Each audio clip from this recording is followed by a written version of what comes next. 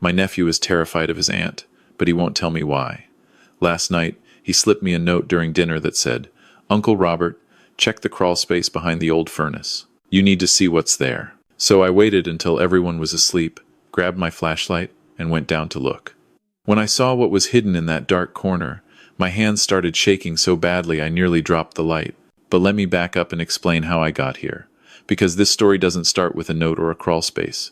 It starts 6 months ago, when my wife Margaret died suddenly from a heart attack. We'd been married 37 years. One morning she was making her famous blueberry pancakes, humming along to the radio, and by evening she was gone. Just like that. The doctor said it was quick, that she didn't suffer, but I suffered. God, did I suffer. At 64 years old, I found myself alone in the house we'd built together in Calgary, surrounded by memories and silence. Our daughter Sarah had moved to Vancouver years ago for work. Our son Benjamin lived right here in Calgary with his wife Monica and their 2 kids. But Ben worked in the oil fields up north, gone for weeks at a time. Monica was a real estate agent, always busy showing houses and closing deals. Then there was my nephew Tyler. He was 16, and he'd been living with Margaret and me for almost 2 years. His parents, my younger brother David, and his wife Christine, had died in a car accident on the Trans-Canada Highway during a winter storm. Black ice. Tyler had been in the back seat. He survived with just a broken arm, but he lost both his parents in an instant. Since we were his only family in Calgary, and he was in the middle of high school, Margaret and I became his legal guardians. It just made sense. Tyler was a good kid. Quiet, maybe too quiet after losing his parents, but he got decent grades, played hockey, helped around the house. Margaret had been wonderful with him, giving him space when he needed it, but always there with a hug or a home-cooked meal. After she died, Tyler and I grieved together. We were both lost without her. That's when Monica stepped in. "Robert, you can't manage this big house and take care of Tyler all by yourself," she said one evening, about 2 weeks after the funeral. She was standing in my kitchen, already reorganizing the cupboards without asking. "You're still grieving. You need help. Ben and I have talked about it, and we think it's best if we move in for a while. Just temporarily, until you get back on your feet." I didn't know what to say. Part of me wanted to tell her I was fine, that Tyler and I were managing, but another part of me was drowning in laundry and dirty dishes and the overwhelming silence of the house. "I don't want to be a burden," I said. Monica smiled, but it didn't quite reach her eyes. "Don't be silly, Robert. You're family. Besides, our lease is up next month anyway, and this house has so much more room for the kids. It'll be good for everyone." So they moved in, Ben, Monica, and their 2 daughters, Emily, who was 8, and Sophie, who was 6. Suddenly my quiet house was full of noise and activity again. At first, it helped. The girls were sweet, always wanting to show me their drawings or tell me about school. Ben seemed relieved to have his family under one roof when he came home from the oil fields. And Monica, well, Monica took charge of everything. She reorganized the entire kitchen. She threw out Margaret's herb garden because it was too messy. She rearranged the furniture in the living room without asking. She started making all the meals, which should have been helpful, but she always made a point of sighing dramatically about how much work it was to cook for 7 people. "Robert, you really need to think about downsizing," she'd say while scrubbing a pot with unnecessary force. "This house is too much for you to maintain. Have you thought about one of those nice retirement communities? They have activities, meal plans, everything taken care of." "I'm 64, Monica, not 84, I'd reply. "And this is my home. Margaret and I built this house." She'd give me that smile again, the one that looked sympathetic but felt condescending. "Of course, I understand. I'm just thinking about your future, what's best for you." The thing is, I started noticing that I was forgetting things. Little things at first. Where I'd put my reading glasses, whether I'd taken my blood pressure medication, what day of the week it was. Monica noticed too, or rather, she made sure to point it out. "Robert, you already asked me that question this morning," she'd say in front of everyone at dinner. "Are you feeling okay? Maybe we should take you to the doctor." "You left the stove on again last night," she announced one morning, loud enough for everyone to hear. "Thank goodness I came down to check, or we could have had a fire." But I didn't remember leaving the stove on. I didn't remember a lot of things she said I'd done or forgotten. It was unsettling. Margaret had always handled most of the household details, so I figured maybe I was just overwhelmed trying to manage everything myself. Maybe Monica was right, and I was more scattered than I realized. But Tyler started acting strange. He'd always been quiet, but now he seemed anxious, jumping whenever Monica entered a room. He stopped hanging out in the common areas, spending most of his time in his bedroom with the door closed. When I asked if he was okay, he'd just nod and say he had homework. At dinner one night, about 4 months after Monica and Ben had moved in, I asked Tyler about his hockey season. "How's the team looking this year? Think you guys will make playoffs?" He opened his mouth to answer, but Monica cut in. "Tyler's been having some trouble at school, actually. His grades have dropped quite a bit. I've been meaning to talk to you about it, Robert." Tyler's face flushed red. "My grades are fine." "Are they?" Monica raised her eyebrows. "Because I saw your last math test, and it was a 63. That's not fine, Tyler." "I'm passing everything," Tyler said quietly, staring at his plate. "Barely," Monica said. She turned to me with that concerned expression she'd perfected. "I'm worried about him, Robert. The grief, the stress of living here, it's clearly affecting him. Maybe he needs to see a counselor, or maybe a more structured environment would be better for him." "What do you mean, a more structured environment?" I asked. "Just that sometimes teenagers need more supervision than we can provide," Monica said smoothly. "There are programs, group homes even, that specialize in helping teens who've experienced trauma." Tyler stood up abruptly, his chair scraping loudly against the floor. "May I be excused?" "You haven't finished your dinner," Monica said. "I'm not hungry." He left before anyone could respond. That night, as I was getting ready for bed, there was a soft knock on my door. It was Tyler. He looked pale, nervous, his hands shoved deep in his hoodie pockets. "Uncle Robert, can I talk to you?" "Of course. Come in." I gestured to the chair by the window. He closed the door behind him, but didn't sit down. He paced a few steps, then stopped. "I need to tell you something, but I don't know how to say it." "Just say it, son, whatever it is." He took a deep breath. "It's about Aunt Monica. She's not, things aren't, He trailed off, frustration clear on his face. "What about Monica?" I prompted gently. Before he could answer, there was a knock on the door. Monica's voice came through. "Robert, is Tyler in there? He needs to take his shower and get to bed. School night." Tyler's expression shut down immediately. "I should go," he mumbled and opened the door before I could stop him. "Everything okay?" Monica asked, looking between us. "Fine," Tyler said quickly and brushed past her. Monica lingered in my doorway. "He's been so moody lately. Typical teenage behavior, I suppose, but combined with everything he's been through." She shook her head sadly.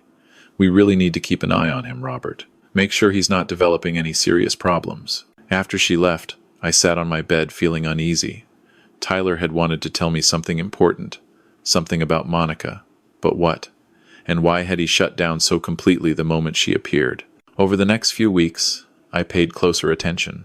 I noticed that Monica always seemed to be around when Tyler and I tried to talk privately. I noticed that she'd started bringing me my morning coffee in bed, which was nice, but also meant she was handling my medication bottles every morning. She'd line up my pills on the nightstand with the coffee. "Don't forget to take these, Robert. Your health is so important." I also noticed that my forgetfulness seemed to be getting worse. I'd lose track of entire conversations. I'd find myself in a room with no idea why I'd gone there. Time seemed to slip away from me.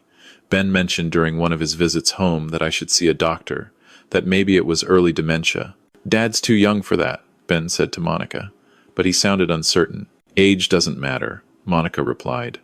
"Cognitive decline can happen to anyone, and with the stress he's been under since Margaret died, it's not surprising." They talked about me like I wasn't sitting right there at the kitchen table. Then came the dinner, where Tyler slipped me the note.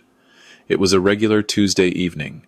Ben was back up north for another rotation. Monica had made pot roast, and we were all sitting around the dining table, the girls chattering about their day at school. Tyler silent as usual, Monica serving food and making small talk. At one point, Monica got up to get more water from the kitchen. Tyler leaned over, his hand brushing against mine as he reached for the salt shaker. I felt him press something into my palm, a piece of paper, folded small. His eyes met mine for just a second, urgent and pleading, before he sat back and continued eating as if nothing had happened. I kept the paper clutched in my hand through the rest of dinner, my heart pounding. What was this? Why the secrecy? After dinner, I excused myself to my bedroom, saying I was tired. Once the door was closed, I unfolded the note with shaking hands. Tyler's handwriting, usually neat, was rushed and messy. Uncle Robert, check the crawl space behind the old furnace in the basement. You need to see what's there. Go when everyone is asleep. Don't tell Aunt Monica. Please. I'm scared. I read it 3 times, my mind racing. Scared? Scared of what? What was in the crawl space? And why couldn't I tell Monica? I waited until after midnight, lying in bed fully clothed, listening to the house settle into silence. Finally, I got up, grabbed my flashlight from the bedside drawer, and crept downstairs as quietly as I could. The basement stairs creaked under my weight, each sound making me wince, but no lights came on upstairs. Everyone was asleep. The basement was unfinished. Concrete floor and exposed beams, cluttered with boxes of Christmas decorations and old furniture. The furnace sat in the far corner, a hulking old oil burner that I kept meaning to replace with something more efficient. Behind it was the crawl space, just a small access point that led under the front porch. We never used it for anything. It was dusty and full of cobwebs. I shone my flashlight into the darkness and got down on my hands and knees. The space was cramped, barely 3 feet high, and smelled of damp earth and mildew. I crawled forward, the beam of my flashlight sweeping back and forth. At first, I saw nothing but dirt and old spiderwebs. Then the light caught something that didn't belong. A cardboard box, shoved far back against the foundation wall. I pulled it toward me, coughing from the dust I stirred up. The box was sealed with packing tape. With trembling fingers, I tore it open. Inside were file folders. Documents. I pulled them out one by one, barely breathing. The first folder contained bank statements. My bank statements, but for an account I didn't recognize. A joint account in my name and Monica's name. The balance showed over $40,000, with regular deposits going in, $2,000 here, $3,000 there, all from my primary account. The transfers had started 2 months after Margaret died. My vision blurred. I blinked hard and kept looking. The next folder held legal documents, a power of attorney form, signed with my signature, giving Monica full control over my finances and medical decisions. But I didn't remember signing this. I would never have signed this without talking to my lawyer, without having been present. Another document, a new will. This one left everything, the house, my savings, my life insurance, everything, to Ben and Monica, with Tyler getting nothing. The signature looked like mine, but I had no memory of signing it. My actual will, the one Margaret and I had made together, left everything split evenly between Ben and Tyler, with provisions for education and housing. There was more. Printouts of emails between Monica and someone named Dr. Harrison, discussing my declining mental state and the necessity of moving forward with guardianship proceedings. Guardianship? They wanted to have me declared mentally incompetent? At the bottom of the box was a small plastic bag. Inside were pills. I recognized some of them, sleeping pills, anti-anxiety medication. But there were others I didn't know. I pulled out my reading glasses and shone the light on the bag. One of the pill bottles was labeled alprazolam, a high-dose benzodiazepine. Another was some kind of sedative I'd never heard of. That's when it hit me. The coffee Monica brought me every morning. The forgetfulness, the confusion, the lost time. I wasn't developing dementia. She was drugging me. I sat back on my heels, the flashlight beam shaking because my whole body was shaking. Monica was drugging me, stealing from me, forging documents, and planning to have me declared incompetent so she could take everything. And Tyler had somehow found out. I heard a sound behind me and spun around, the flashlight beam cutting through the darkness. My heart nearly stopped. Someone was standing at the entrance to the crawl space. It was Tyler. He was in his pajamas, barefoot, his face pale in the flashlight's glow. "Uncle Robert," he whispered. "Did you find it?" I crawled back out of the space, still clutching the files, and stood up in the basement proper. "Tyler, what is all this? How did you know?" He glanced nervously at the basement stairs. "We have to be quiet.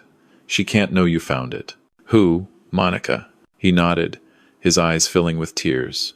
"She's been planning this for months, Uncle Robert. I heard her on the phone one night, talking to Uncle Ben about how once you were declared incompetent, they could sell the house and take everything. She said Tyler wouldn't get anything because he's not blood.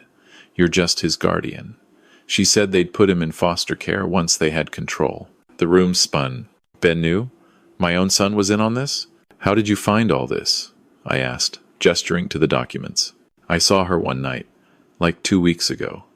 I got up to get water and saw her coming up from the basement with that box. She didn't see me, but I was suspicious because she looked so sneaky. The next day when everyone was out, I searched the basement and found the crawlspace. I've been trying to figure out how to tell you, but she's always around. She watches me all the time. I think she suspects I know something. The pills, I said, holding up the bag. She's been putting these in my coffee, hasn't she? Tyler nodded miserably. I think so. I saw her crushing pills one morning when she thought everyone was still asleep. And you've been so confused and forgetful lately, Uncle Robert. You're not like that normally. Even before Aunt Margaret died, you were sharp as ever. I looked down at the documents in my hands, evidence of a betrayal so deep it made me physically sick. My daughter-in-law was systematically destroying my life, stealing my money, my home, my agency, and my son was helping her. We need to be smart about this, I said quietly. If Monica knows we found this, there's no telling what she'll do. She might destroy the evidence, or worse. What are we going to do? Tyler asked, his voice shaking. I put my hand on his shoulder. First, we're going to put everything back exactly as it was. Then tomorrow, I'm going to make some phone calls. I need to talk to my lawyer, my doctor, maybe the police, but we have to be careful. Monica can't suspect anything. We carefully repacked the box and returned it to its hiding spot in the crawlspace. Then we crept back upstairs. As I was about to go into my bedroom, Tyler grabbed my arm. Uncle Robert, thank you for believing me. I was so scared you wouldn't, that you'd think I was making it up. I believe you, son, and I promise you we're going to fix this. You're not going anywhere. This is your home. He hugged me quickly, then disappeared into his room. I lay in bed the rest of the night, not sleeping, planning my next moves. The next morning, Monica brought me my usual coffee, all smiles and cheerfulness. Good morning, Robert. How did you sleep? I looked at the coffee mug, at the pills lined up on my nightstand, at her face with its false concern. I slept fine, thank you. She gestured to the pills. Don't forget your medication. Actually, I've decided to take them after breakfast from now on, I said, keeping my voice casual. I read that they work better on a full stomach. A flicker of something crossed her face, annoyance maybe, but she recovered quickly. Oh, well, whatever you think is best. I'll leave them here for you. After she left, I took the pills and hid them in my sock drawer. Then I poured the coffee down the bathroom sink and went downstairs for breakfast, my mind clear for the first time in months. I called my lawyer's office and made an appointment for that afternoon, saying it was urgent. I also called my doctor, Dr. Patterson, whom I'd been seeing for 20 years. I told his receptionist I needed to come in right away for a full evaluation, that I wanted complete blood work done. Is everything all right, Mr. Carlson? She asked, concerned. I'm not sure, I said honestly. That's what I need to find out. Monica was suspicious immediately. Where are you going? She asked when she saw me getting my coat. Just some errands, I said. Pharmacy. Maybe stop by the hardware store. Do you want me to come with you? You shouldn't be driving if you're feeling confused. I'm fine, Monica. I can manage a trip to the pharmacy. Her jaw tightened. Well, don't be long. I'm making an early dinner tonight. I met with my lawyer, Richard Morrison, first. I'd known Richard for years. He'd handled the sale of my business when I retired, drawn up mine and Margaret's wills, helped us with Tyler's guardianship paperwork. Robert, good to see you, he said, shaking my hand as I entered his office. Then he took a closer look at my face. Although you look like you've seen a ghost. What's going on? I told him everything. I showed him photos I'd taken of the documents with my phone the night before in the crawlspace. As I talked, Richard's expression grew darker and darker. Jesus, Robert, he said when I finished. This is fraud, forgery, theft, possibly elder abuse. That power of attorney is completely fake. I have your real one on file, and it only designates Ben and Sarah as co-agents, and only to act if you're genuinely incapacitated. And this will? He tapped the photo on his phone screen. This isn't your will. Your actual will, which I drew up, is filed with the court. Can they do this? Can they actually have me declared incompetent? Not without a proper medical evaluation by independent doctors, a court hearing, and substantial evidence of incapacity. But the fact that they're forging documents and drugging you suggests they might be planning to skip the legal route and just act on these fake papers. Banks, medical facilities, they often accept power of attorney documents at face value. I felt sick. What do I do? Richard leaned back in his chair, thinking. First, we need to get you medically evaluated to prove you're competent. That'll torpedo any guardianship attempt. Second, we need to document everything and go to the police with evidence of the fraud and the drugging.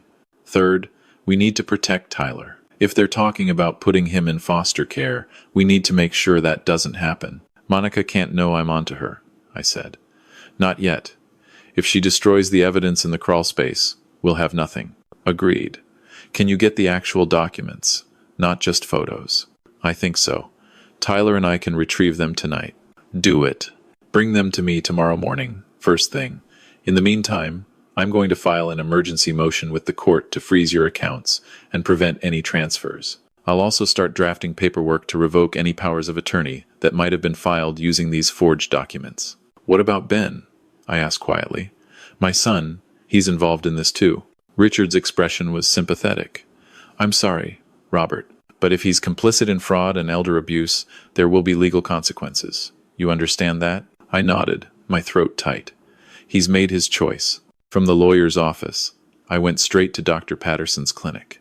He saw me right away, concern written all over his face.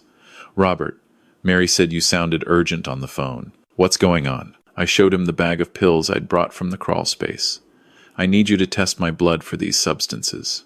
I believe someone has been giving them to me without my knowledge for the past 4 months. Dr. Patterson's eyebrows shot up. Someone's been drugging you? Who? Why? I explained the situation. He listened without interrupting, his expression growing grimmer by the minute. Alprazolam in high doses, combined with these sedatives, would absolutely cause confusion, memory loss, disorientation, he said, examining the pills. It would mimic early dementia or cognitive decline. Robert, this is serious. This is poisoning. Can you test for it? Yes. I'll draw blood right now, and I'll also run a full cognitive assessment. If your levels are normal and you pass the cognitive tests, it'll prove you're being drugged and that you're mentally competent. The tests took 2 hours. The cognitive assessment included memory tests, problem solving, logical reasoning, everything you'd need to demonstrate mental competency. When it was over, Dr. Patterson sat down with me. Robert, your cognitive function is completely normal, above average, actually, for your age. There's no evidence of dementia, confusion, or mental decline. Whatever memory issues you've been having, they're not natural. They're caused by whatever drugs are in your system. The blood test results won't be back for a few days, but I'm willing to bet we'll find significant levels of these substances. I'm going to write up a formal report documenting your competency. You'll need this for the legal proceedings. Thank you, David, I said, relief washing over me. Robert, one more thing. Stop taking anything Monica gives you. No coffee, no food she's prepared just for you, nothing. And if you start feeling confused or disoriented again, call me immediately. I got home around 5 o'clock. Monica was in the kitchen, and the smell of roast chicken filled the house. There you are, she said with forced brightness. I was getting worried. Your errands took a long time. Sorry, I ran into an old friend, and we got to talking. I lied smoothly. You know how it is. Well, dinner's almost ready. Why don't you go wash up? That night at dinner, I watched Monica carefully. I watched how she served everyone else first, then made my plate last, turning her back to the table as she did. I watched how she brought me a glass of water, different from everyone else's, already filled. When she wasn't looking, I switched my water glass with Tyler's. His eyes widened, but he didn't say anything. After dinner, Monica offered to bring me tea in the living room while I watched TV. You relax, Robert. You've had a long day. That's very kind, but I think I'll just go to bed early, I said. I'm exhausted. I saw frustration flash across her face. She needed me to take whatever she was putting in the drinks and food. She needed me confused and compliant. Well, those days were over. Around 2 in the morning, Tyler and I crept back down to the basement. We retrieved the entire box from the crawlspace, carried it upstairs to my bedroom, and went through everything carefully. In addition to what I'd already found, there were more documents. Communications with a real estate agent about listing my house. Pamphlets from retirement homes, the cheapest ones.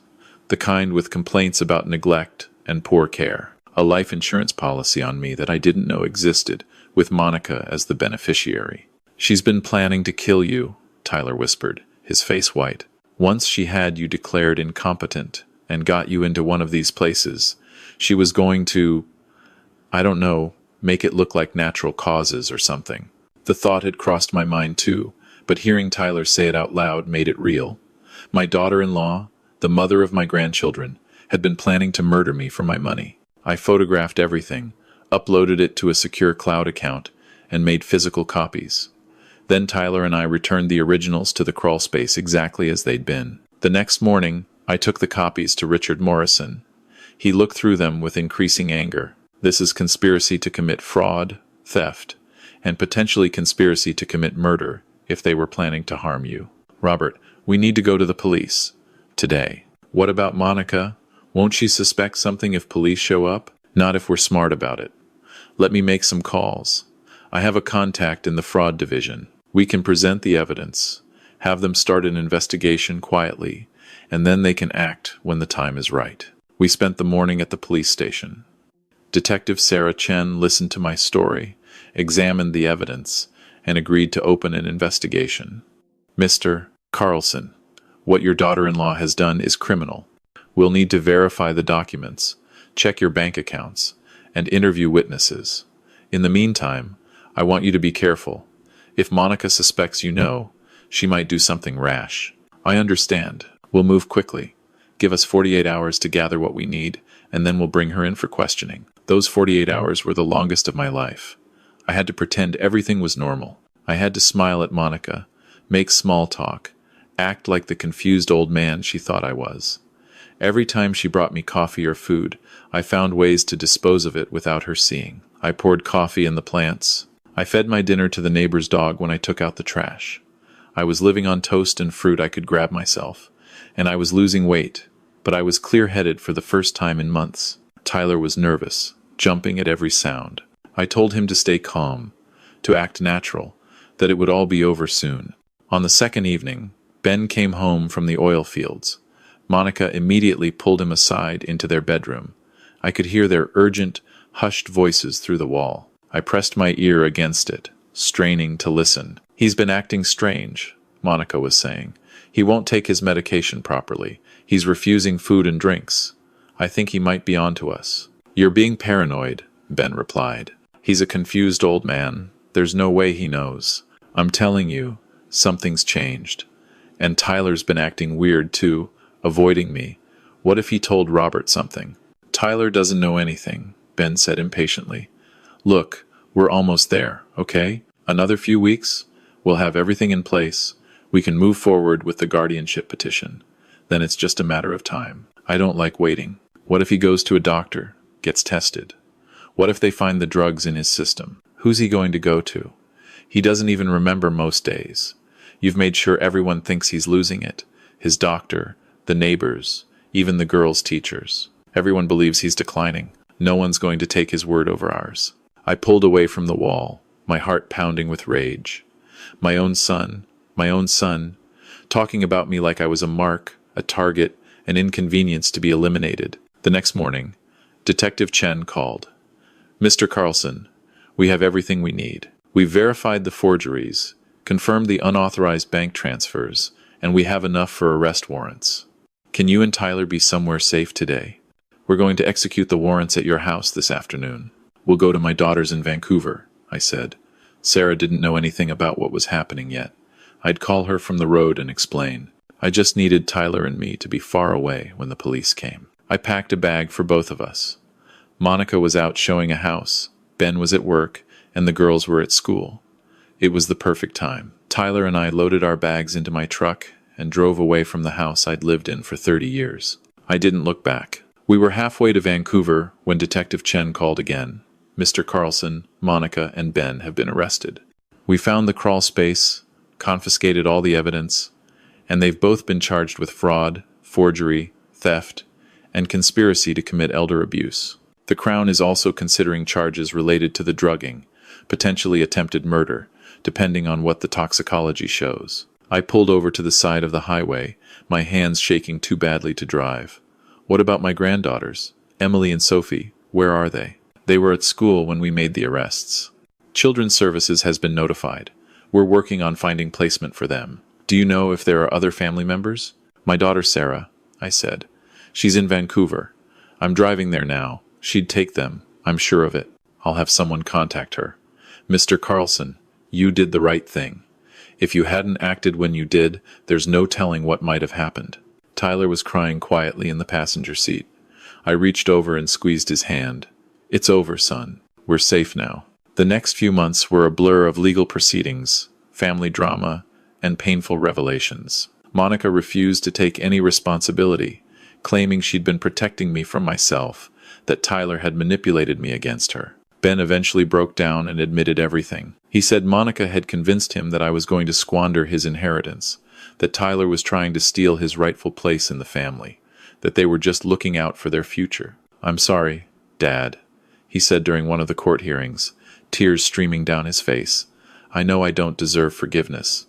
Monica she was so convincing, and I was weak. I'll spend the rest of my life regretting this. I looked at my son, this man I'd raised, who'd thrown me under the bus for money and a manipulative wife, and I felt nothing but sadness. You made your choices, Ben. Now you live with the consequences. Monica was sentenced to 6 years in prison for fraud, forgery, theft, and elder abuse.